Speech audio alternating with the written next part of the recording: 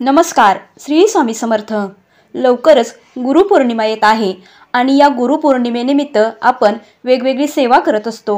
आपल्या गुरूंची सेवा करत असतो. कोणी श्री स्वामी समर्थांची सेवा करतं, तर कोणी दत्तगुरूंची सेवा करतं, तर कोणी साईबाबांची सेवा करतं, कोणी गुरुजनांची सेवा करतं. जीवन जगण्यासाठी गुरु हा अत्यंत महत्त्वाचा असतो. गुरु हाच आपले जीवन घडवत असतो. खरा गुरु हे आपले आईवडील असतात, त्याचप्रमाणे शिक्षक असतात. ज्यांची आपण मनापासून सेवा भक्ती करतो ते आपले गुरु असतात. प्रत्येक सुखदुःखामध्ये ते आपली साथ देत असतात. म्हणून आपण गुरूंची सेवा करणे हे खूप महत्त्वाचं असतं. गुरुपौर्णिमेनिमित्त आपण गुरूंची सेवा करण्याला खूप महत्त्व आहे. या दिवशी जर आपण काही सेवा केल्या, काही उपाय केले तर ते खूप प्रभावी ठरत असतात. कारण की या काळामध्ये दत्ततत्व हे 1000 पटीने कार्यरत असतं. त्यामुळेच आपण या काळामध्ये सेवा करत असतो. आता कोणी स्वामीचरित्र सारामृताचे पारायण करत असेल, तर कोणी तारक मंत्राची सेवा करत असतं, तर कोणी श्री स्वामी समर्थ श्री स्वामी समर्थ या मंत्राचा जप देखील करत असतात. प्रत्येक जण हा प्रत्येकाच्या आवडीनुसार आणि वेळेनुसार सेवा करत असतात.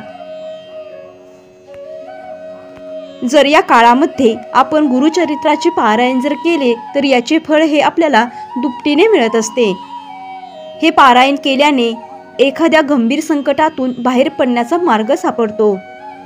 या ग्रंथाच्या वाचनाने कुठल्याही प्रकारच्या आदिव्याधी आजार नष्ट होतात. याने मनुष्य दुःखमुक्त होतो. घरामध्ये गुरुचरित्र वाचनाने नकारात्मक वातावरण नाहीसं होतं आणि आनंद, चैतन्य व प्रसन्नता निर्माण होते. पितृदोष व वास्तुदोष यावरतीही उपाय म्हणून गुरुचरित्र पारायण केल्यास प्रभावी अनुभव येतात. त्यामुळेच आवर्जून गुरुचरित्राचे पारायण करावे. आपल्या कोणत्याही अडचणीवर गुरुचरित्र वाचन हे सकारात्मक अनुभव देत असते. आपल्या कुंडलीतील ग्रह, नक्षत्र, पितृदोष यावर गुरुचरित्र हा एक रामबाण उपाय आहे. प्रत्येकालाच इच्छा असते की गुरुचरित्र पारायण करावे, पण घरामध्ये लहान बाळ असतं किंवा इतर काही कामामुळे आपल्याला ते शक्य होत नाही. किंवा आपल्या घरामध्ये असे काही व्यक्ती असतात की ते मांसाहार करत असतात किंवा इतरही काही कारणे किंवा अडथळे असतात. यामुळे आपल्याला गुरुचरित्र पारायण करणे शक्य होत नाही.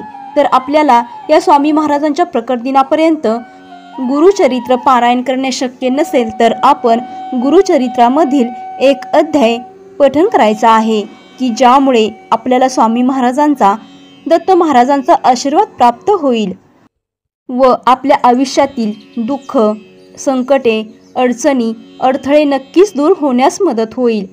तसेच आपली जी काही इच्छा, मनोकामना आहे ती देखील पूर्ण होईल. तर कोणता अध्याय वाचावा तसेच कोणत्या सेवा कराव्यात याची संपूर्ण माहिती आजच्या या व्हिडिओमध्ये आपण पाहणार आहोत. याआधी तुम्ही जर या चॅनलवरती नवीन असाल आणि स्वामी महाराजांची पूर्ण श्रद्धेने मनापासून स्वामी महाराजांची सेवा करत असाल तर चॅनलला सबस्क्राईब करा आणि कमेंटमध्ये श्री स्वामी समर्थ किंवा श्री गुरुदेव दत्त लिहायला विसरू नका. चला तर मग आजच्या या नवीन व्हिडिओला सुरुवात करूया. सर्वात मोठी स्वामी सेवा म्हणजे दुःखात असणाऱ्याला स्वामी मार्ग दाखवणे. कारण ज्याने एकदा स्वामी महाराजांना मानलं की त्याच्या पुढच्या संपूर्ण आयुष्याची जबाबदारी स्वामी महाराज घेत असतात आणि तो जेव्हा जेव्हा दुःखातून बाहेर पडतो तेव्हा त्याच्याही नकळत त्याचा आत्मा तुम्हाला आशीर्वाद देऊन जातो. त्यामुळे स्वामी मार्ग दाखवणे हे देखील खूप महत्त्वाचे आहे. त्याचप्रमाणे आपण ग्रंथांचे वाटप करून देखील ही स्वामी सेवा करू शकता. मग श्री स्वामी चरित्र सारामृत ग्रंथ असेल किंवा गुरुचरित्र पारायणाचा ग्रंथ असेल तर आपण हे जे काही ग्रंथ आहेत अशा व्यक्तीला आपण द्यायचे आहेत की ती व्यक्ती ते संपूर्णपणे वाचेल व त्यामुळे ती व्यक्ती दुःखातून नक्कीच मुक्त होईल. आपण जर एखाद्या व्यक्तीला तो ग्रंथ दिला आणि त्या व्यक्तीने जर तो पूर्ण वाचला तरी पण आपल्याला त्याचे फळ मिळत असते. तर ही स्वामी सेवा देखील तुम्ही नक्की करू शकता. तर ही सेवा आपण कधीही करू शकता. म्हणजेच तुम्ही 21 दिवसांमध्ये ही सेवा करू शकता किंवा तुम्ही 11 दिवसांमध्ये सुद्धा ही सेवा करू शकता.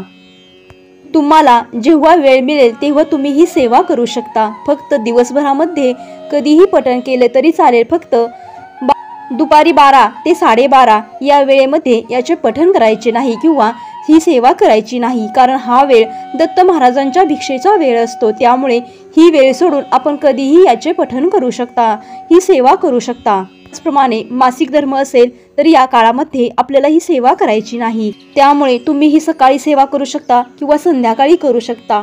तुम्हाला जेव्हा वेळ मिळेल तेव्हा तुम्ही ही सेवा करू शकता। त्याचप्रमाणे घरामध्ये मांसाहार होत असेल तर त्या दिवशी आपल्याला ही सेवा करायची नाही। गुरुचरित्राचे पारायण या दिवशी आपल्याला करायचे नाही। शक्यतो गुरुचरित्र पारायणाच्या दिवशी मांसाहार हा करूच नये, परंतु काही अडचण असतील किंवा घरातील काही व्यक्ती अशा आहेत की ते ऐकत नसतील तर तुम्ही ही सेवा चालू ठेवू शकता। घरामध्ये गोमूत्र शिंपडून आपल्याला ही सेवा सुरू ठेवायची आहे। तर ही सेवा सुरू करण्याच्या अगोदर आपल्याला एक नारळ घ्यायचा आहे आणि खडीसाखर घ्यायची आहे। जवळ श्री स्वामी समर्थ महाराजांचं मंदिर असेल किंवा दत्त महाराजांचं मंदिर असेल तर तिथे आपल्याला जायचं आहे आणि आपली जी काही इच्छा मनोकामना आहे ती आपण बोलायची आहे। तर सर्वात प्रथम आपल्याला नारळ आणि खडीसाखर हातामध्ये घ्यायचं आहे आणि तुमचं नाव तुमचं गोत्र तुम्ही सांगायचं आहे। तसेच मी ही सेवा करणार आहे, मी स्वामीचरित्र सारामृत पठण करणार आहे किंवा गुरुचरित्रामधील हा अध्याय पठण करणार आहे, मी 21 दिवसांची सेवा करणार आहे किंवा 11 दिवसांची सेवा करणार आहे, ही सेवा तुम्ही माझ्याकडून पूर्ण करून घ्या असे म्हणत आपली इच्छा मनोकामना स्वामी महाराजांना सांगायची आहे। डोळे बंद करायचे आहेत आणि स्वामी महाराजांचा चेहरा समोर आणायचा आहे आणि आपली जी काही इच्छा मनोकामना आहे ती स्वामी महाराज नक्कीच पूर्ण करतील। स्वामी महाराज आपली जी काही इच्छा मनोकामना आहे ती नक्की पूर्ण करेल, परंतु आपण जी काही सेवा करणार आहात ती सेवा पूर्ण श्रद्धेने आणि मनापासून करायला हवी।